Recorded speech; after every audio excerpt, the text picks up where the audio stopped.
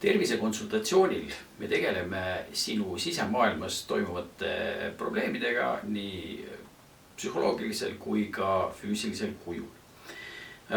Tervisekonsultatsiooni pikkuseks on pool tundi, võib-olla ka isegi kuni tund. Ja selle aja jooksul me räägime siis tegelikult sellest, et mis on sinu põhimure ja kuidas me sellele murele saaksime siis leida mõne lahenduse.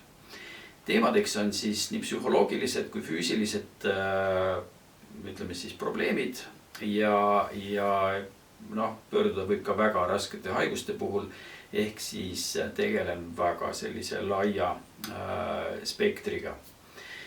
Ja kokkuvõtteks annan hinnangu ja näiteks ka tegevuskava, mida sa saad siis ise teha selleks, et oma tervist parandada ja see on alati hästi oluline, sest me ise oleme ikkagi need, kes enda jaoks suudavad kõige rohkem ära teha.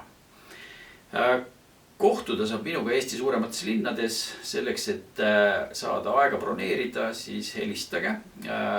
Selle klipi all on siis kontaktandmed.